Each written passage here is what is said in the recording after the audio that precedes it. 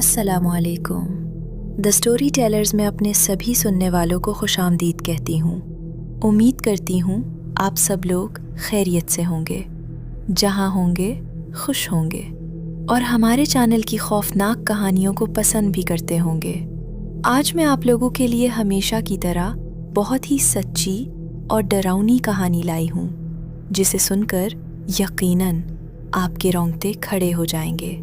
कहानी शुरू करने से पहले हमेशा की तरह आयतुल कुर्सी पढ़ लें और अपने हेडफोन्स लगा लें, क्योंकि अंधेरा गहरा है और ये खौफनाक कहानी बहुत ज़्यादा डरावनी होने वाली है।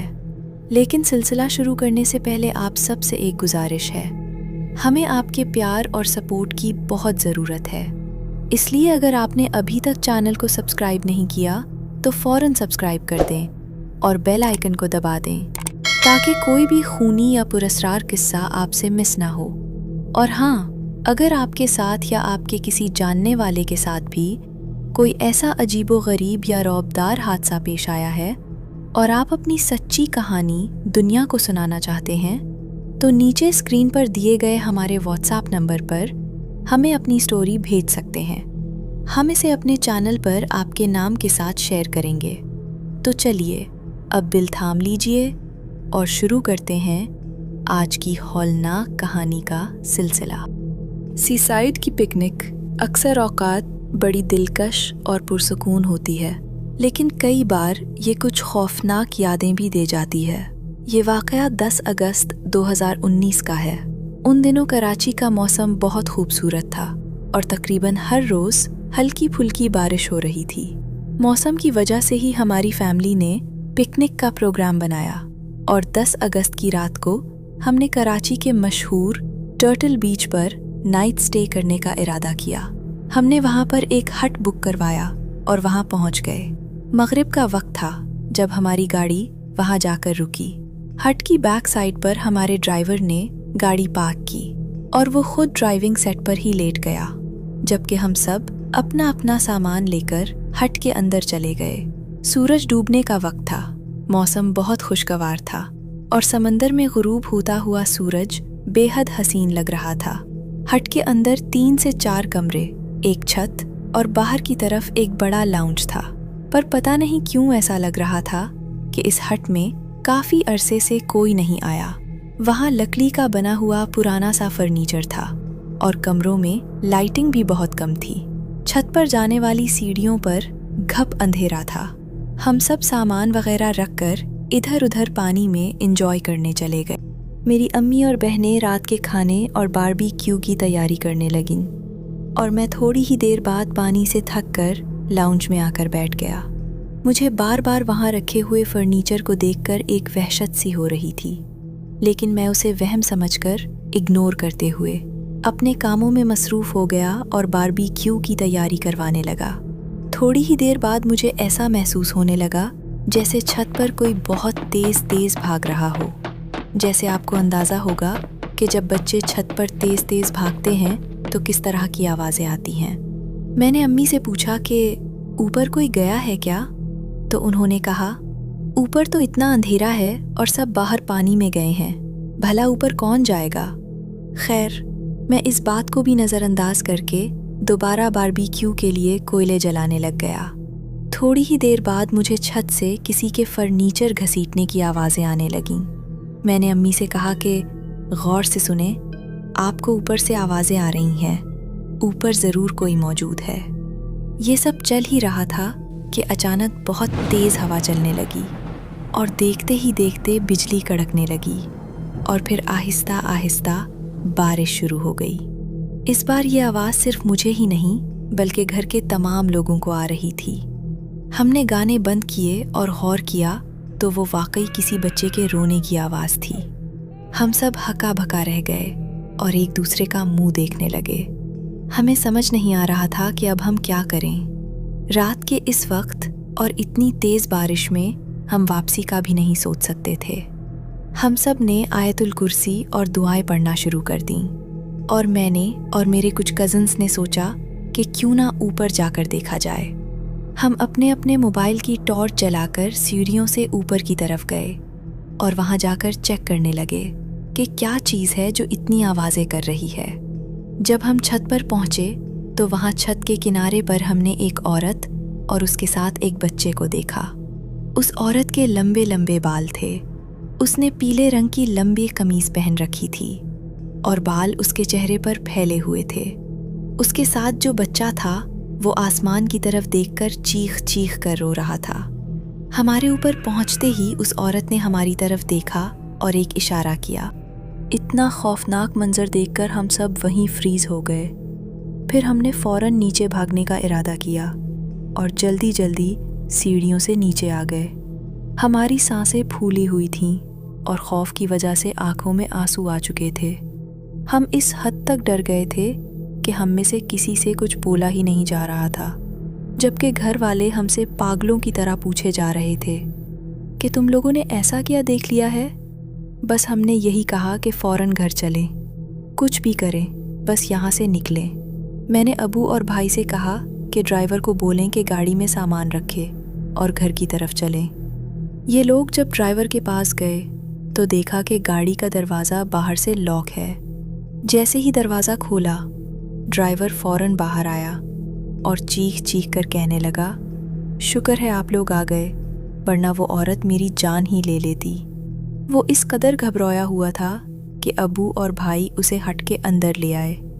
وہاں اس نے بتایا کہ یہاں کب سے کوئی عورت شیشے کے سامنے آ کر کھڑی ہو جاتی تھی اور مجھے یہاں سے جانے کا اشارہ کرتی تھی۔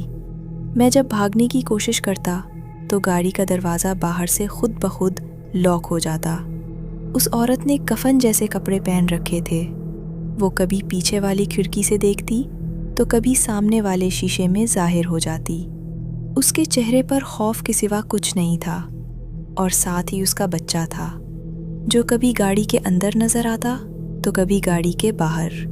ڈرائیور نے بتایا کہ ایک وقت تو ایسا آیا کہ جب میں اس عورت کو باہر دیکھ رہا تھا تو میں نے سامنے والے شیشے سے پیچھے کی طرف دیکھا تو وہ عورت مجھے اسی لمحے گاڑی کے اندر بیٹھی ہوئی بھی نظر آئی۔ ہم نے جلدی سے اپنا سامان پیک کیا اور بارش کے ہلکے ہوتے ہی وہاں سے نکلنے لگے۔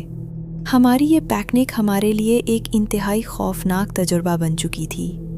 ہم نے اللہ کا شکر ادا کیا کہ ہم سب خیریت سے گھر کے لیے نکل پڑے ہیں، لیکن ہمیں کیا معلوم تھا کہ یہ سفر ہماری زندگی کا سب سے مشکل سفر بنا دیا جائے گا۔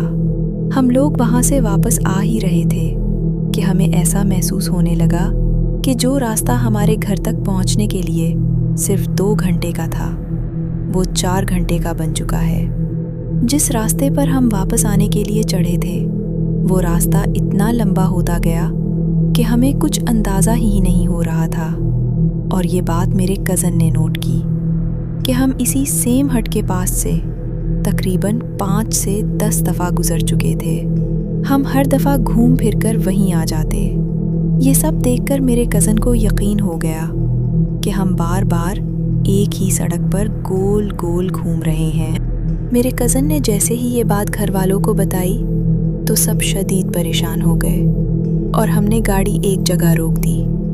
وہاں رک کر ہم سب نے مل کر پڑھنا شروع کیا، جس میں آیت الکرسی اور کچھ قرآنی آیات شامل تھیں۔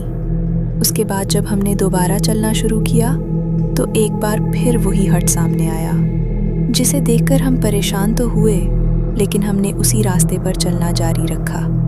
اللہ کا لاکھ لاکھ شکر ہے کہ اس دفعہ ہم صحیح راستے پر آ گئے۔ کسی نہ کسی طرح کرتے کرتے ہم لوگ گھر تو پہنچ گئے، لیکن چونکہ میں دیر سے سوتا تھا اس لیے واقعے کے کچھ دنوں بعد رات کے ٹھیک 3 بجے مجھے اپنے کمرے کے اوپر چھت سے بالکل وہی آواز آنے لگی جیسے اوپر کوئی بھاگ رہا ہو۔ یہ ہو بہو وہی آواز تھی جو میں نے پکنک پر سنی تھی۔ اس سے پہلے گھر میں کبھی ایسا نہیں ہوا تھا کہ چھت سے کوئی ایسی آواز آئی ہو۔ میں بس اپنا دھیان بٹانے کے لیے دعائیں پڑھ کر سو جاتا۔ ایک رات مجھے کچھ شور کی آواز آئی تو میں نے کمرے سے باہر جا کر دیکھا۔ وہاں کا منظر دیکھ کر میرے ہوش اڑ گئے۔ میری امی بال کھول کر بیٹھی تھیں اور ایک ایک کر کے اپنے بال نوچ رہی تھیں۔ میں نے چلا کر امی کو آواز دی لیکن انہوں نے کوئی رد عمل نہیں دیا۔ میں نے فوراً گھر میں سب کو جگا دیا और सबने यही देखा कि अम्मी बस पागलों की तरह अपने बाल तोड़े जा रही हैं। हम सब ने अम्मी को बहुत रोकने की कोशिश की, लेकिन वो कुछ सुन ही नहीं रही थीं। ना चाहते हुए भी हमें अम्मी के हाथ बांधने पड़े और उन्हें नींद की गोली देकर सलाना पड़ा। हम सब शदीद परेशान थे। सुबह जब अम्मी उठीं तो बिल्कुल नॉर्मल थीं। हमें लगा कि शायद वो अब ठीक हो गई हैं। मगर 2 दिन बाद मेरी बहन ने रात को उन्हें दोबारा उसी तरह बाल खोलकर बैठे और बाल तोड़ते हुए देखा। अब मामला हद से बढ़ रहा था। चुनाचे हमने एक आमिल बाबा को घर बुलाया। उन्होंने मुआयना करके बताया कि आपकी अम्मी पर किसी चुड़ैल का साया है, जो इस पिकनिक के सफ़र में आप लोगों के साथ यहाँ आ गई है। वो चुड़ैल हमारी अम्मी के पीछे उसी रात से लगी हुई थी। मैं आपको बताता चलूँ कि पूरे ख़ानदान में सबसे अच्छे और घने बाल मेरी अम्मी के हैं, और उन बाबा का कहना था कि वो मखलूक आपकी वालिदा के बालों पर आशिक हो गई है। इस बाबा ने तावीज़ दिए और दम दरूद किया, जिसकी वजह से मेरी अम्मी नॉर्मल तो हो गई, लेकिन उनके सर के बाल इस हद तक झड़ चुके थे कि बालों के अंदर से उनकी जिल्द नज़र आने लगी थी। सबका यही कहना था कि वो चुड़ैल अम्मी के बाल ले गई है। हम जब अम्मी से पूछते तो उन्हें कुछ भी याद नहीं होता था कि उनके साथ क्या हुआ था और किस तरह उन्होंने खुद अपना सर नोचा और बाल तोड़े थे। हम बस उन्हें यही कहकर बहला देते कि आपके बालों को किसी की नज़र लग गई है। वो इस बात पर यकीन तो कर लेती, लेकिन उन्हें कहीं ना कहीं ये एहसास ज़रूर होता था कि कुछ ना कुछ बहुत बुरा हुआ है। तो जी फ्रेंड्स, ये थी आज की स्टोरीज़। आप कमेंट्स में ज़रूर बताएं कि आपको ये स्टोरीज़ कैसी लगे।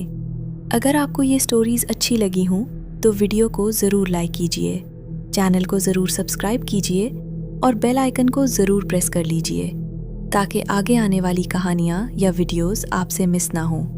अपना ख्याल रखें और मिलते हैं नेक्स्ट वीडियो में। अल्लाह हाफ़िज़।